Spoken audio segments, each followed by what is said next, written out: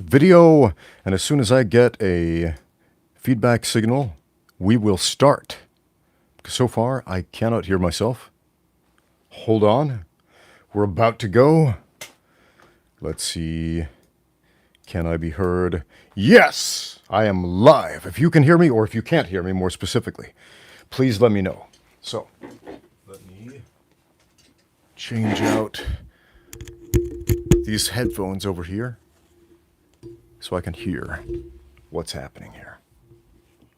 Awesome. All right, let me know in the comments if we have any audio visual issues. Otherwise, I will just begin. It looks like we've got a couple of people watching, a whole 3 of you. Wow, congratulations. Welcome. The few, the proud. Whew. Is this video unlisted? Why is my video unlisted? Can we change that? Hold on a second. No wonder nobody's watching this. I've got this video set as unlisted. How did that happen?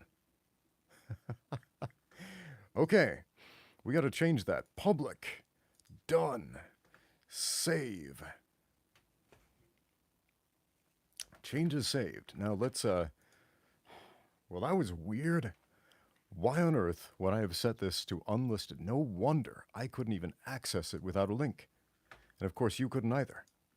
So, we are live and hopefully public. We've got one person watching now. It's Ramsey Dewey over here in Shanghai, China. Welcome to this live podcast.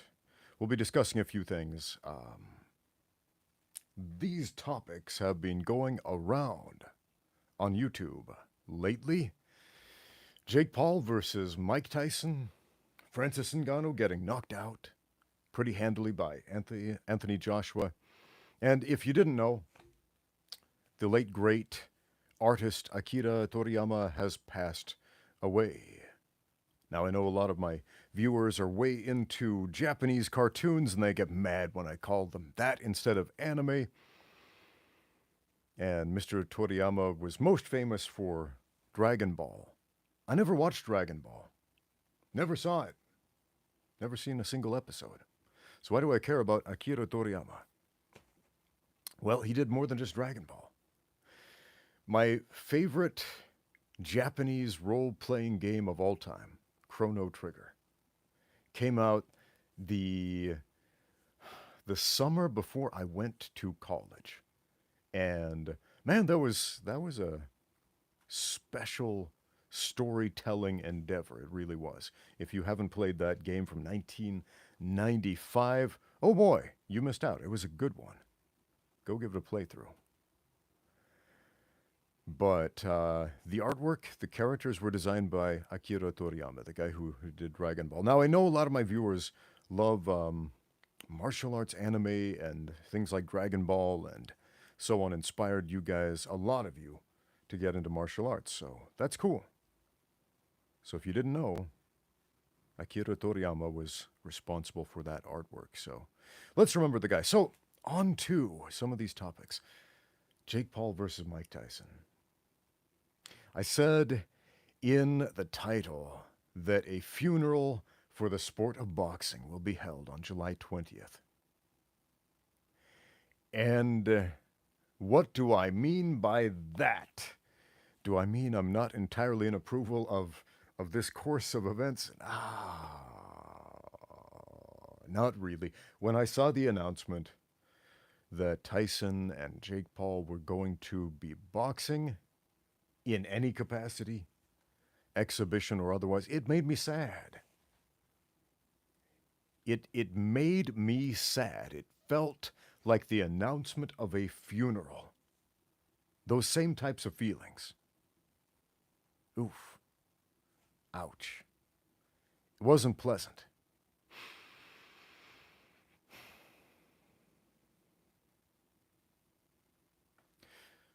What can be said that hasn't already been said about this? People have asked me, you have asked me, what do I think of this turn of events?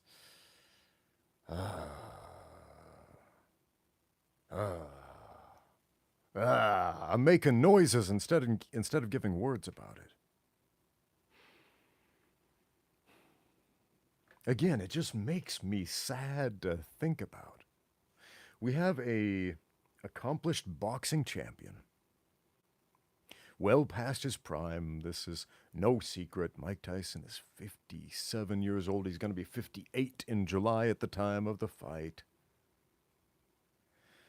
In the last 10 years or so, if you've been paying attention to Chinese social media, there's been this trend where they have these old alleged kung fu masters who don't know how to fight, getting into fights, getting into boxing rings, fight cages, on the mat with young, athletic, combat sports athletes and getting their butts kicked. And in some of these cases, it's, and I could point out a few like Wei Lei. We're talking about fake masters. And in other cases, we're talking about old dudes well past their prime getting pounced on by young guys. And will that happen here? It very well could. I don't know. I mean, it's Mike Tyson. He could surprise us all either way with a knockout or getting knocked out. But it doesn't seem like what the fans want to see. But what Jake Paul seems to understand, he understands what casual fans understand. Let me explain what I mean by that. Casual boxing fans, not real boxing fans, but casual boxing fans, know only a few names of actual boxers, one of which, the primary one of which, is Mike Tyson. They know the names of Muhammad Ali. He's dead. You can't fight him. They know the names of maybe Floyd Mayweather. But I don't see Floyd agreeing to this fight specifically. It could possibly happen if you throw enough money at it, but Mike Tyson is the name that casual boxing fans recognize. How many times have I read comments on my YouTube channel where people propose a hypothetical fight between a tough guy and somebody else, anybody else, a karate guy, a jiu-jitsu guy, an MMA champion. The tough guy name they throw out is almost always Mike Tyson. If you have a prime Mike Tyson fight an MMA fighter, what happens? If you have a prime Mike Tyson fight Royce Gracie from UFC 1, what happens? If it's always Mike Tyson because he's the name that the casuals understand. Denver Outdoorman says Ramsey should fight Jake Paul. I don't think I'm old enough to fight Jake Paul. I'm only 45 years old, guys. I'm only 45. I don't think I'm old enough to fight this 27-year-old young man who's picking on the elderly. I mean, man, I'm 45. I got a busted knee. I've got a broken skull. I'm half blind. I don't think I am injured and old enough to meet the approval of Jake Paul. Obviously, I'm also not famous enough to draw enough crowds to pay that kind of bill. Because that's what he's looking for. He's looking for people who are famous enough to get enough eyeballs on him. Just like I was talking about, Mike Tyson is the name that the casuals recognize. How many casual fans know anybody else that Jake Paul has fought? Casual MMA fans knew Anderson Silva, although that fight was miserably advertised. I found out about it ex post facto like a lot of you did. That was weird. How that fight just went way under the radar. Tyron Woodley, I mean, UFC fans knew who Tyron Woodley is, but casual boxing fans know. But Mike Tyson, that is the name that they know.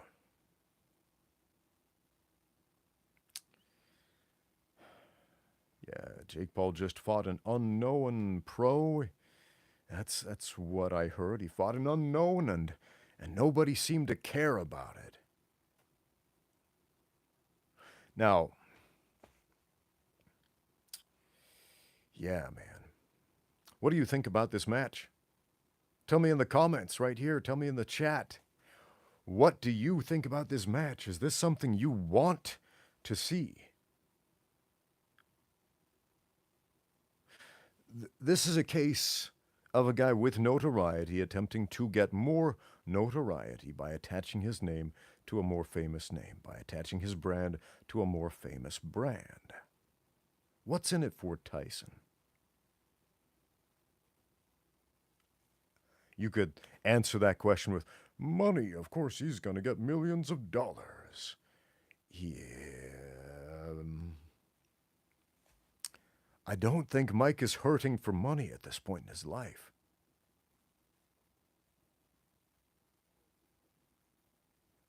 What is drawing him to this? Is it combat addiction? I listened to some interviews with Mike Tyson a few years ago where he basically had sworn off boxing. He said, I'm done fighting. I'm done with that chapter in my life. I don't feel the need for it.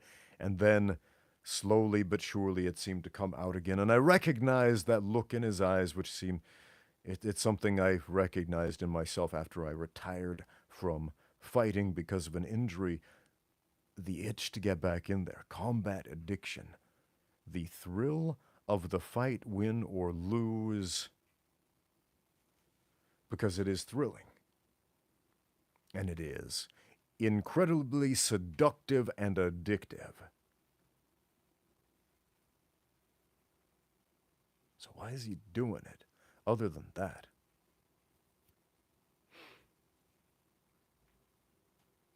Let's talk about Ngannou. Francis Ngannou in his fight with Anthony Joshua. So he got knocked out.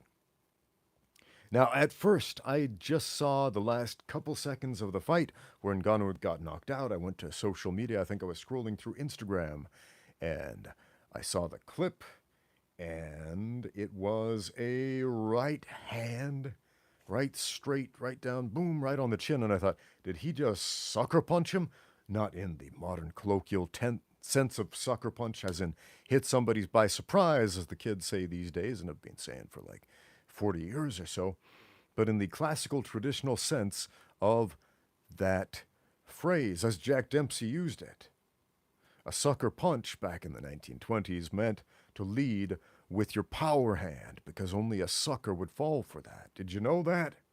If you didn't, now you do. If you want a source, read Jack Dempsey's Championship Fighting, Explosive Punching and Aggressive Defense. It's an awesome book. It'll catch you up on a lot of boxing history as well as technique. Oh, sweet. Brian Fong is in the chat. Brian came to Shanghai and trained with me, and we had a great time. And yeah, got some work done, learned some things. Good to see you here, Brian. How you doing, buddy? You back in Panama? Already in your country? Awesome. Well, good to see you here. But anyway, so I looked at that clip and I thought there's no way that he just led with his right hand. So I went back and watched the actual fight. Wasn't that long of a fight. And oh boy, wow. After his performance against Tyson Fury, I think everybody was expecting that at the very least, Francis Ngannou would be competitive against Anthony Joshua. And he wasn't. He got trounced. He got knocked down multiple times, didn't land any significant punches. I don't think he landed any punches on Anthony Joshua, and he got absolutely taken to school. And Joshua trained Ngannou in the narrative of, I'm going to throw a body jab at you. He programmed him. You can program fighters. This is what good fighters do. It's not about setups. It's about programming the other guy to move and respond the way you want them to respond. And in this case, it was to expect the body jab. And so I watched that knockout again, and Anthony Joshua feints ever so briefly. The body jab, dips his shoulder down just a tiny little bit, almost imperceptibly. And Ngannou responds exactly the same way he did previously to the body jabs, by lowering his guard, by planting his heels on the ground in such a way as to absorb the impact of a body jab so that it would not do significant damage, and opened himself up for that stiff right hand in a position where he was stiff on his heels and could not roll with that punch. Boom, down. That was so much more brilliant than a classical sucker punch. Programming a fighter. You could say that's high-level boxing, but it's also basic boxing. I got a question on a video, a technique video I made a few years ago, but a recent question. This guy was asking me about principles. What do basics mean? What do principles mean? What do you mean by that? Because I told him something along the lines of principles and basics. A principle is worth thousands of techniques because any number of techniques are made up of a few principles. For example, in Jiu-Jitsu, I could throw out a few names of principles. Framing, for example. Wedges, for example. Taking away space when you are attacking. Creating space when you are defending. That's just 4 principles.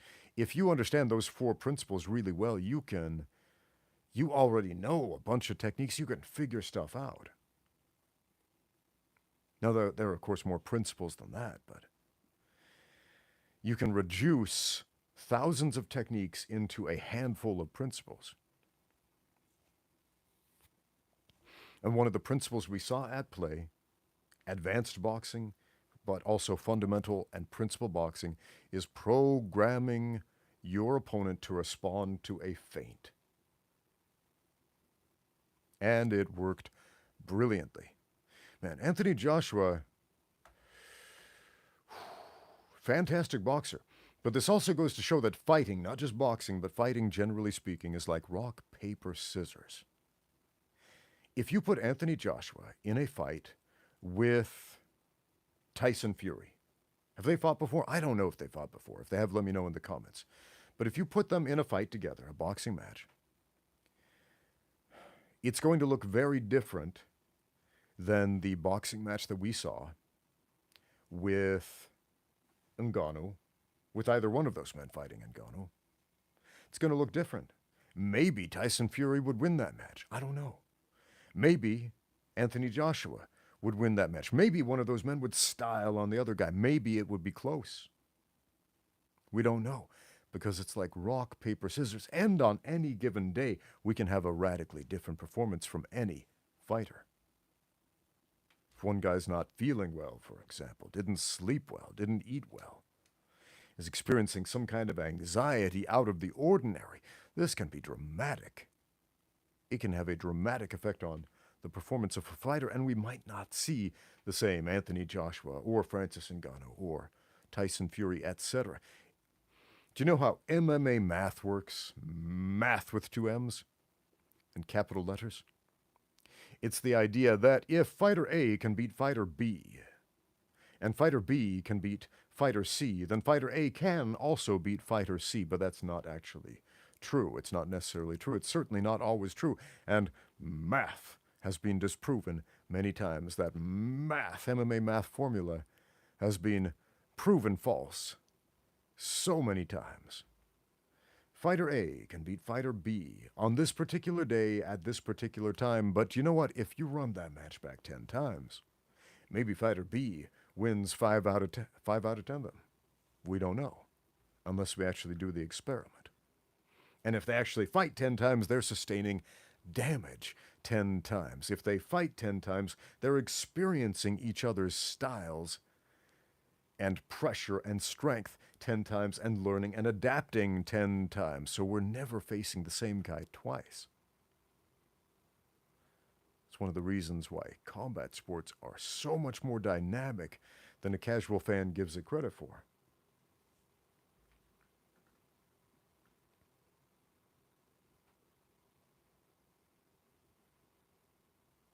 Yes, Ace Music says it's hard to fight the same man twice, even in the same man. Yeah, man. Yeah.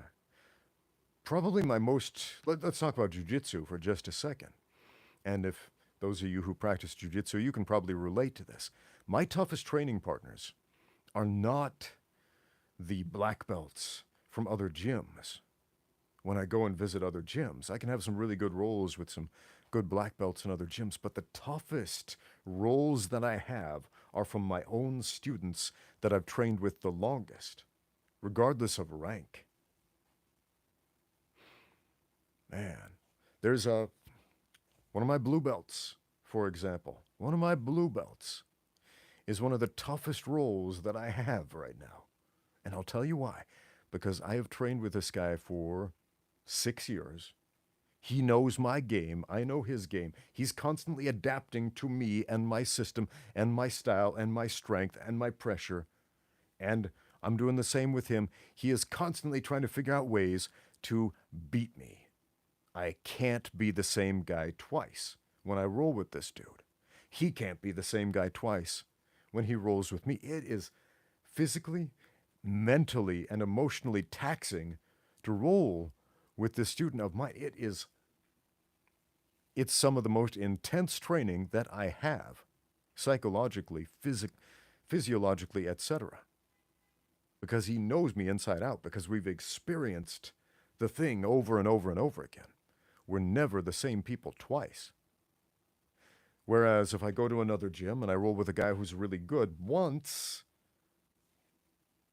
maybe I can catch him with the things I'm good at. Maybe he can catch me with the things he's good at. But then we roll again. The next day, after sleeping on it and processing it, we're not going to be the same. I will have adapted to this guy's tools. He will have adapted to mine.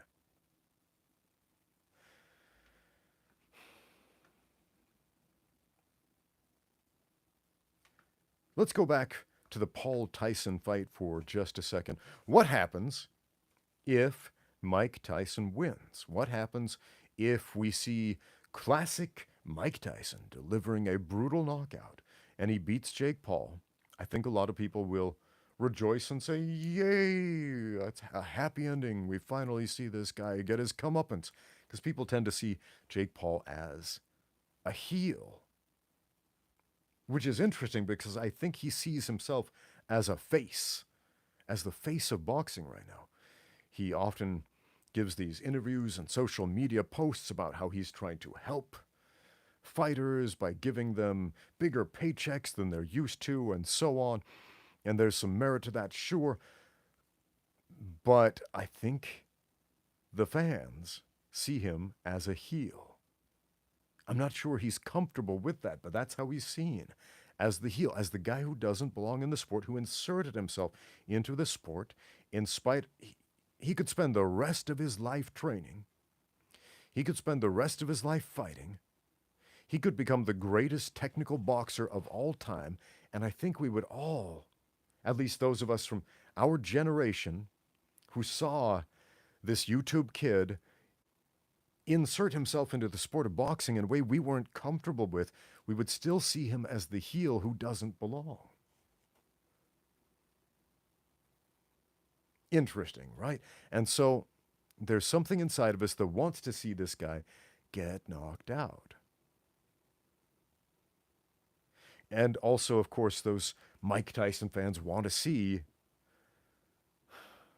they don't want to see old Mike Tyson get beat up. They want to see a glimpse of a glorious past.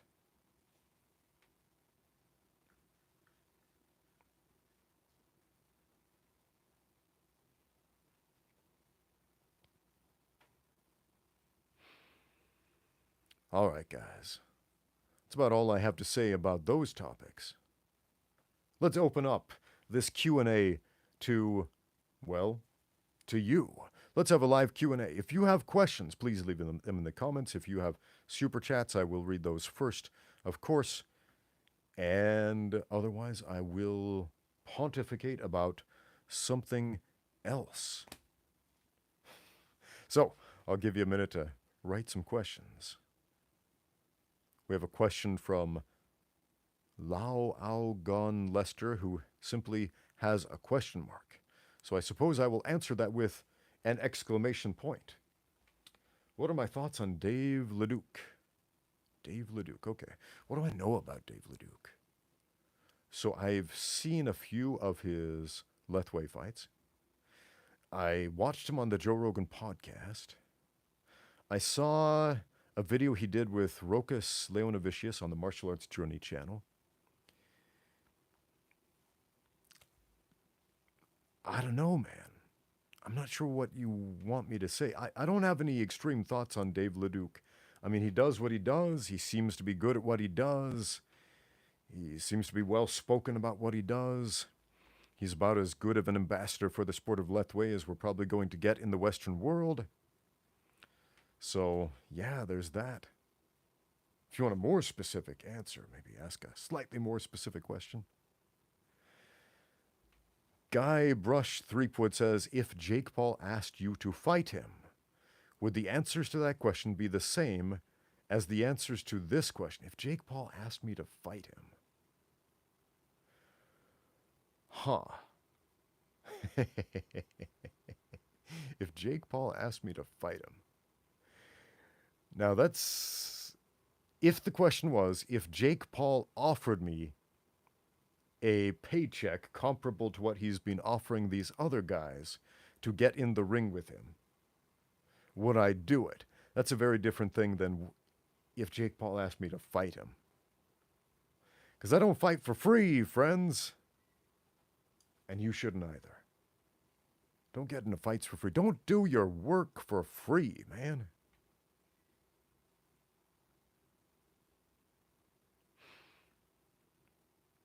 Brian Fong, he's been asking me this question for a while. Who will win in a fight between you at 175 pounds with a training camp or you right now without a training camp? Well, I'm about 225 pounds right now. So that would be a 50-pound weight cut. That's steep. Oof. I don't like that. At 175 pounds compared to how I am... Well, I've got a serious knee injury right now, so I'm in no shape to be doing any fights. Not Jake Paul, not myself at a lighter weight.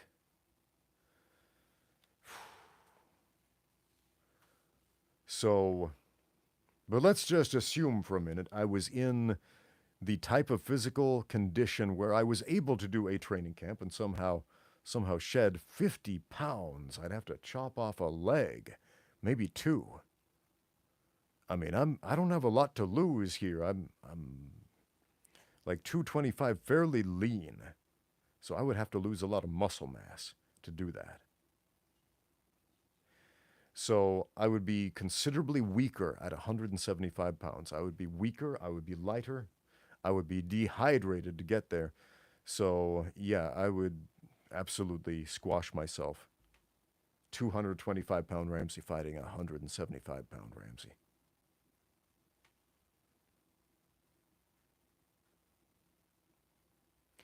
My thoughts on Akira Toriyama's death. We talked about this briefly, but let's get into detail about this. So, once again, most of you know Mr. Toriyama's work from Dragon Ball Z. I never watched Dragon Ball. It didn't exist in the culture I grew up in, not in the place I grew up in, not in the time I grew up in. What I was familiar with was Chrono Trigger. Came out for the Super Nintendo Entertainment System back in 1995. I played it in 1996 for the first time before I left for college. And that was an amazing game. It was such a good game. And the art style, the everything about it, the music, the story, the multiple possible endings, the everything, man. It felt like, you know, those characters Mr. Toriyama designed, they felt like friends, you know. It's weird to say that. And so it's kind of weird. I like the month or so before this man's death, I kept thinking about that story about time travel told in that video game with those funky characters that he made up back in the day that he drew. And then when I found out he passed away, I was like, wow, is that a wild coincidence, or is it just the fact that art is timeless? Good art is timeless.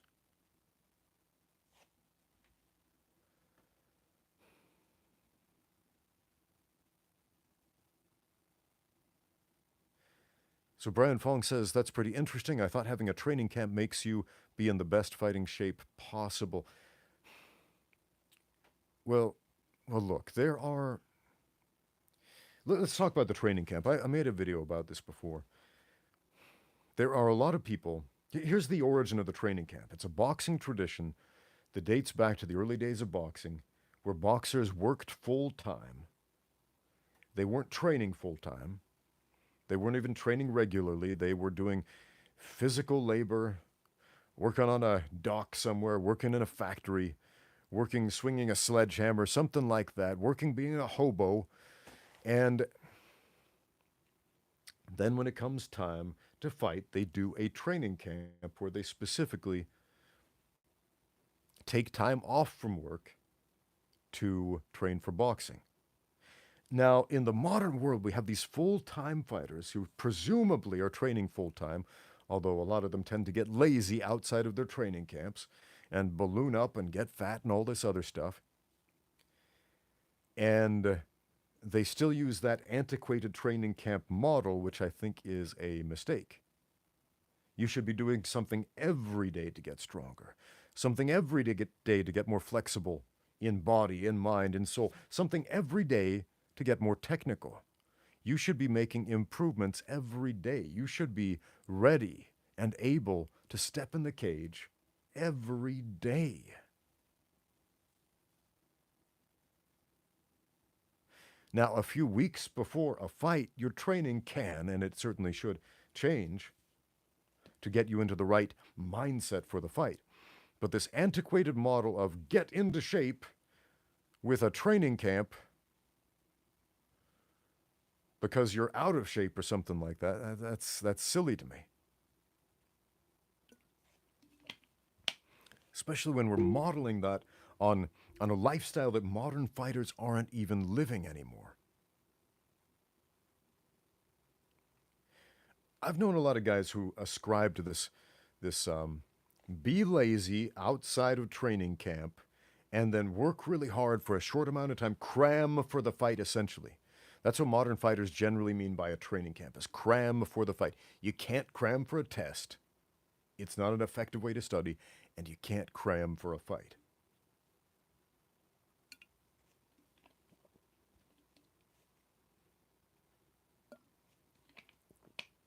If me and Icy Mike were fighting in the street, who do you think would win? DDDD asks. I don't know why Icy Mike and me would be fighting in the street. If we were fighting on the street, Icy Mike would probably whip out his flashlight, because he's always got one of those, and he would try to blind me with it, but the joke would be on him because I'm already blind. Not completely, but largely. Where it would go from there, who knows? Who knows?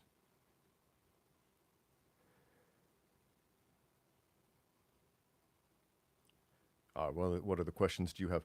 How do you deal with feet pain from kickboxing? It doesn't help that I do not have tatami at my gym, says Be Composed. How do you deal with feet pain? Well, that depends on what kind of feet pain you're talking about. Now, it sounds like you're talking about sore feet from maybe training on a hardwood floor or something like that, barefoot, which is not ideal. So how do you deal with that? Get a better sport surface or a better sports shoe to deal with a uncomfortable surface that isn't meant for bare feet. Man, I remember back in my traditional martial arts days taking so many Taekwondo and karate and Japanese Jiu-Jitsu and all these other traditional martial arts classes, capoeira classes on hardwood floors. And not like a sprung floor, like in a dance studio, but like hardwood laid over concrete, like so ergonomically incorrect for your feet. Now, how do you deal with foot pain? The worst foot pain I've dealt with is plantar myofasciitis in both feet. And it got so bad that I could not walk for the first couple of hours of each day. I would have to essentially crawl.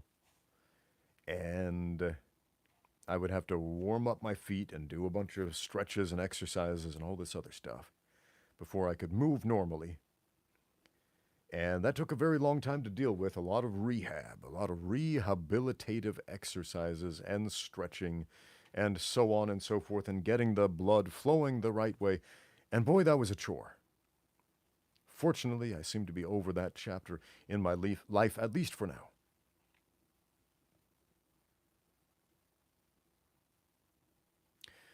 But once again, what are we going to do about this kickboxing class on a hard floor? I would say get something like maybe some Taekwondo shoes, or as I say Taekwondo shoes rather than like boxing shoes or wrestling shoes, because they do have a sole that is specifically meant for pivoting on kicks, and they're not hard-soled shoes, so you can still do sparring, light sparring in these things, and that can offer support for your feet and stop the hard floor from rubbing your skin raw. So give that a try. Voodoo 2130 says, "Hi coach, what are some creative ways to make shadow boxing more fun?" Well, fun to me is effectiveness. Imagine for a minute that you are in a fight. Have you heard that before? Now, let's make it more interesting than that. You need the context of experience to shadow box effectively and to make it interesting. You need the context of experience. Ask yourself a few questions. How would you shadow box if you had to fight yourself? Going back to our friend Brian's question, if I fought myself, how would that turn out? Right? You can ask yourself, how would I shadow box if I was fighting this guy or that guy? But how would you shadow box if you were fighting yourself? A guy who knows all your strengths and all your weaknesses and can move exactly the way you move. How do you fight that guy? Ask yourself some other questions. How do you get an angle on the other guy? Imagine he's moving in certain ways. Maybe he's charging in toward you. So how do you pivot and get a check hook on him?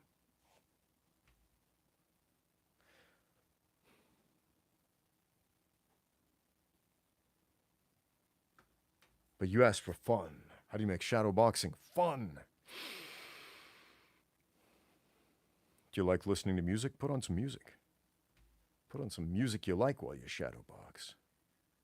Might just add a spring to your step. Alejandro wants to know, do MMA fighters waste time training in big gloves and grappling from the wrestling stance? Do they waste?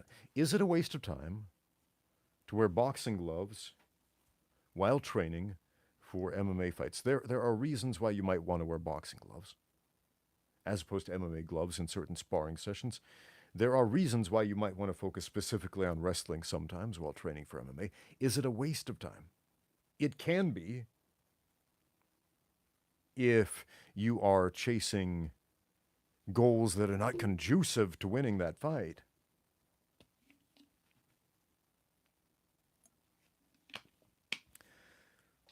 If you are training in fight gloves, like actual fight gloves, the 4-ounce ones that leave marks on you, don't do that. That's kind of dumb. At least wear sparring gloves, MMA sparring gloves, with a little extra padding on them, so that when you pull your punches, which you should be, you're not leaving marks, you're not causing concussions, you're not rocking the brain, you're not leaving bruises, you're not breaking noses. Keep it controlled. Slingshot Shooter wants to know, Ramsey, please show what part of the heel you use to hit hook kicks. What part of the heel? Okay. For hook kicks, depending on which type of hook kick. Wait, are you one of those foot fetish people who just wants to see my feet? Is that what this is all about? All right. All right. You asked for it, buddy. There's a foot. For a hook kick or a spinning hook kick, if I'm going to use the heel, I will use that part, the back of the heel. This bony protrusion right there. Boom. If I use the ball of the foot, I will whip that down and use these. Now, you can use both. The ball of the foot is generally for speed kicks. and it gives you a little extra reach. And in spite of the fact that it doesn't seem as hard as the heel of the foot, this is a soft weapon meant to be used against hard targets. This is a hard weapon, the heel, to be used against soft targets. So if you're going to heel kick the neck, or what do we call that, the temple, or right there, a heel kick is a great way to strike. If you're going for the face, generally speaking, anywhere around here, the chin, etc., boom. Really, anything with a fast heel kick is going to do. But if you clobber them with the heel, great. Do you get pain if you hit with the heel? You can. You absolutely can. If you are hitting something like bone on bone, this can definitely cause some pain. Now, can it be worth it because you can end the fight right there and then? Yeah, it certainly can. Kirsch wants to know, do I think shadowboxing is effective? Yes, shadowboxing is the most important aspect of training outside of sparring. But you need, to make it effective, once again, you need the context of experience. Reflect on your sparring sessions. Reflect on your fights if you've never done that. Get some vicarious experience by watching fights and watching sparring sessions. But you should be shadowboxing at least 3 rounds a day. At least. On your own time, outside of the gym. Do shadowboxing every day. That's free. You can do that anywhere. Of course it's effective.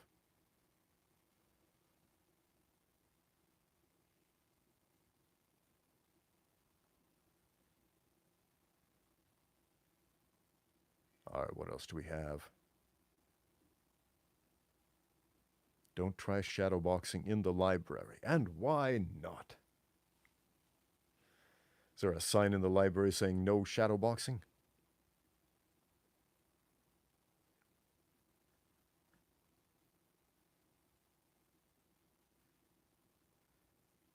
Let's see if I missed any questions up here. What do I think of AI video generators? I haven't seen them. Do those exist? They've got AI photo generators. I guess it stands to reason that the computational power for an AI video generator would exist. What's next? The holodecks from Star Trek? That would be interesting. Sharp Object says, put on the Mortal Kombat song for shadowboxing. That'll make it fun. Amen to that. Now the Mortal Kombat song is playing in my mind. Bum bum bum bum bum bum bum bum bum bum bum bum bum bum. Yeah, okay. Don't want to sing that whole thing or I'll get demonetized for doing a cover song.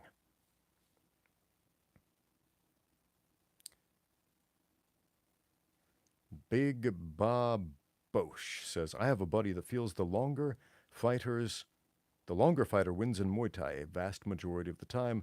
Is this a sentiment you agree with at all? I've seen hundreds of Muay Thai fights, and I've seen many, many different outcomes.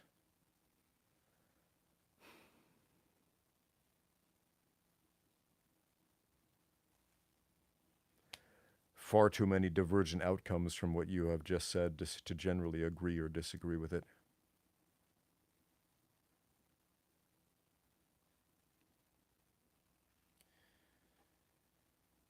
Slingshot Shooter says, Ramsey, when you do hook kicks with the heel, do you pull toes back, aka dorsiflexion? If I'm doing a wheel kick as opposed to a hook kick, yeah, I'll pull the toes back.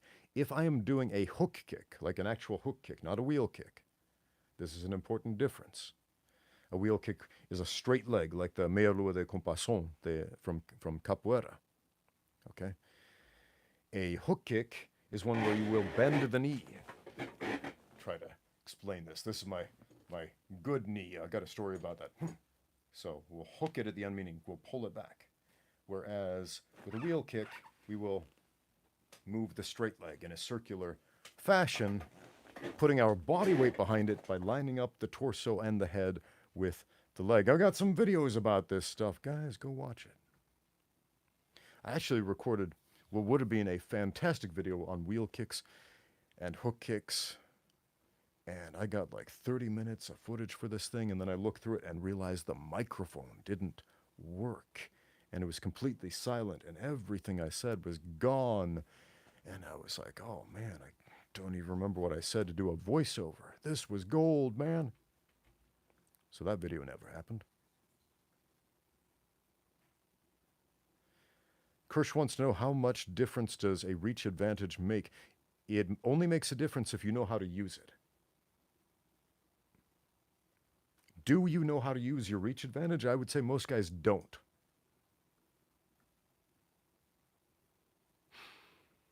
That is a skill set to be able to use a reach advantage. If you understand it, it's massive. If you don't understand it, it's nothing. It's kind of like if you had a weapon in your pocket that you didn't know about, and you get in a fight, and you don't realize there's a weapon you can just take out and use at any moment, and it stays in your pocket. That's how most guys are with their reach. And when you understand the reach, yeah, it's like pulling out a weapon.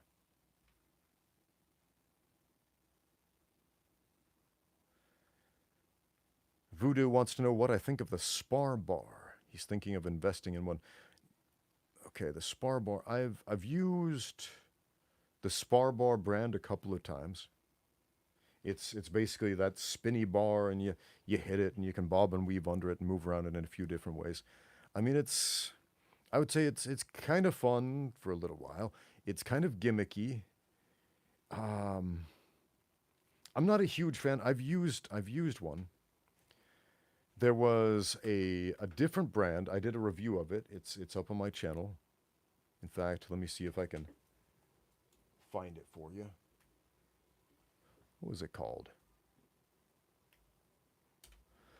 If you look under my product reviews playlist on my channel, you will find a video. It's about 15 minutes long, all about a device very similar to the spar bar. In fact, I even give a brief review of the spar bar brand spar bar in that video. So yeah, go check that out, and that will answer your question.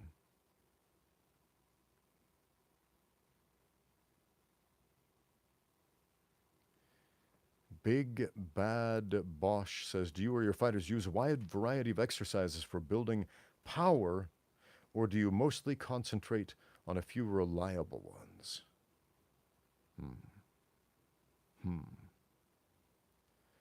Power it comes from technique to optimize your physical attributes, your size, your strength, your physiology, how to more effectively throw that around. So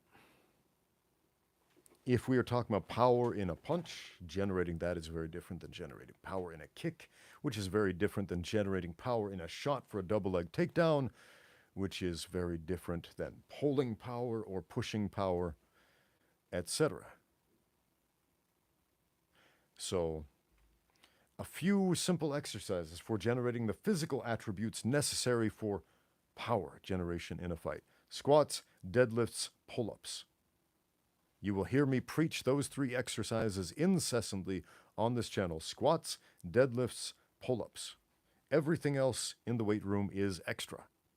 Should you do extra stuff in the weight room? Sure. But if you're not doing squats, deadlifts, and pull-ups, you are doing yourself a huge disservice when it comes to strength and conditioning for combat sports. Those 3 exercises are the most applicable to a broad range of fighting movements and techniques across the board in striking and grappling.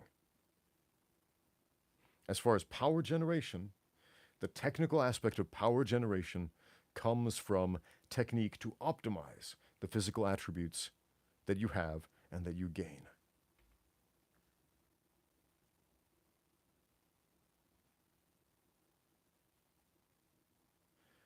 Bob has more question about hook kicks. Plantar flexion versus dorsiflexion in hook kicks in hook kicks with the heel versus ball of the foot. Didn't we already answer this question? Look, if you are, imagine my hand is my foot, because I'm not going to raise my leg up there again. At this moment, I almost kicked stuff all over in my office here. But imagine this is my foot. This is the heel, and that's the ball of the foot, okay? And the elbow is the knee, okay? So if I'm doing a heel kick, which will be a wheel kick, meaning my leg will be straight, the knee will not bend, my body will drive the kick. That's how I will kick with the heel. If I'm going to kick with the ball of the foot, it will be a hook kick, meaning the knee will pull inward. Does that make sense?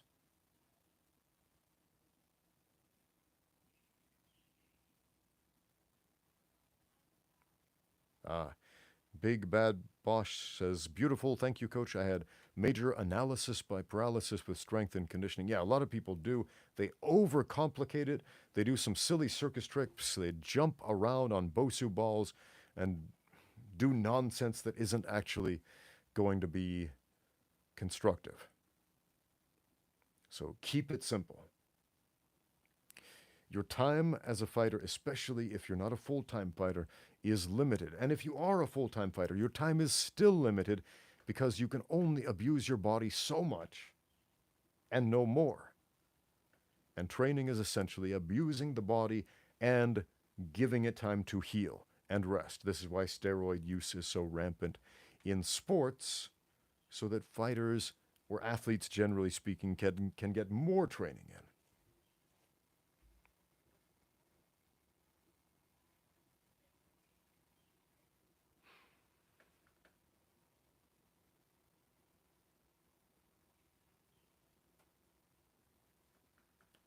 Bob says, yes, but what do you do with your feet in order to clench it like a fist? You don't clench your feet like a fist. You don't clench your feet like a fist. Feet don't work like fists. It's a completely different body mechanic. Why do we make a fist? Because we've got these long fingers. Okay? And we hide those fingers here, and we have these specific knuckles that when we dig that into soft stuff, it hurts. Feet aren't shaped like that. Feet don't do that. If you try tensing up your leg way too much by flexing your foot on a wheel kick to a crazy extent on a straight leg kick, and you're going to slow yourself down, for one.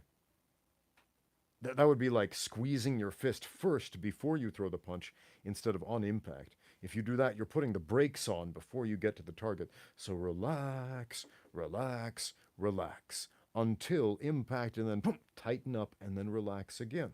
That's how punches work. Kicks are different.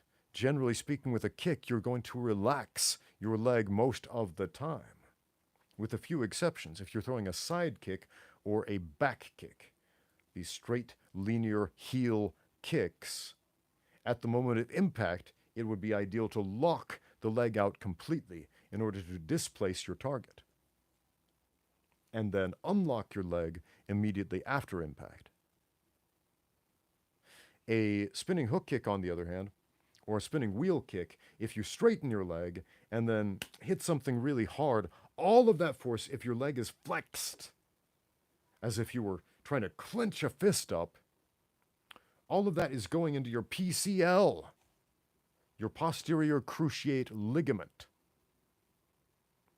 That's the ligament at the back of your knee that holds all that stuff together. That's the one that is ruptured on my left leg right now. And it sucks, and you don't want that. So don't do that to yourself. It's like knee barring yourself at 60 miles an hour. Don't do it. So relax when you throw kicks. I often run into people who say they're not flexible enough to throw head kicks, and they totally are. They're just not relaxed enough to throw head kicks. They tense up everything, trying to muscle their leg up instead of fling it up there. If your legs are tense, if your body is tense, generally speaking, you will be very inflexible. Flexibility is largely in the mind. Here's what I mean by that. There is an element of flexibility that is obviously physical and based on stress in the muscles, but If you were to fall unconscious, you would suddenly get a lot more flexible and your range of motion would be dramatically larger than it currently is. Because your mind is not there to stop. It's not there to put the brakes on and stop your muscles from moving through that range of motion that it currently deems too dangerous.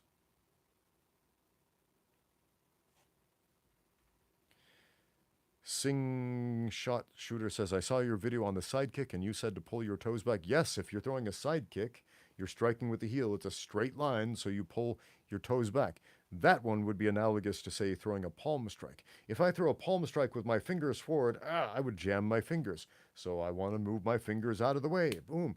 If I'm throwing a side kick, imagine that's my heel and those are my toes. Bring the heel into the target rather than the toes. Yeah.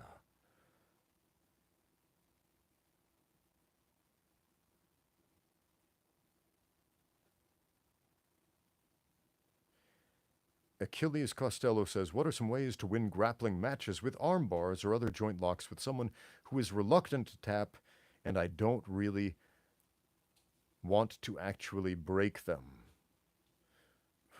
Switch to a choke and choke them unconscious. If they're too stubborn to tap and you don't want to break them, then choke them unconscious. You could also, if let's say you're in the spiderweb position and maybe you're working for an armbar and he's got his arms locked together. Do you know how to do a forearm slicer from that position with a figure four wrist lock? Pull it in and drive this up into the muscle. You'll get a lot of guys to tap if you do that correctly. And if you don't do it correctly, you're still in the exact same position, so you haven't lost position. But generally speaking, if a guy's not tapping to the armbar, I will switch to a choke. You can switch to a triangle choke pretty easily from almost any armbar position. If you're on the top in the spiderweb position, switching to the back is pretty simple. So if people don't want to tap, choke them out. And if your chokes suck, work on that.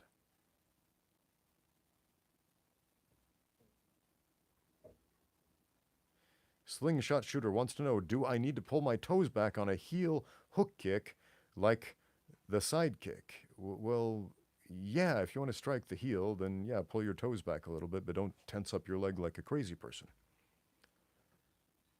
if you're going to strike with the heel. Forearm slicer. I've got some videos on this, and there are probably 100 videos on YouTube about that topic. Do you know how to do a forearm slicer from a spiderweb position? Do you know what these words mean? You're in an armbar position from the top. The guy locks his hands together. You have your arm linked around here. You can do a forearm slicer. You can shred the muscles of the arm up into gross little pieces, and it's very painful.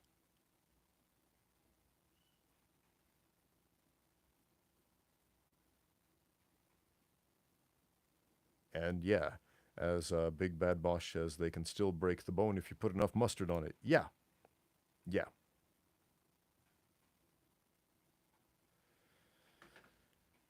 Okay, I've got to go. Got to go teach some jiu-jitsu classes.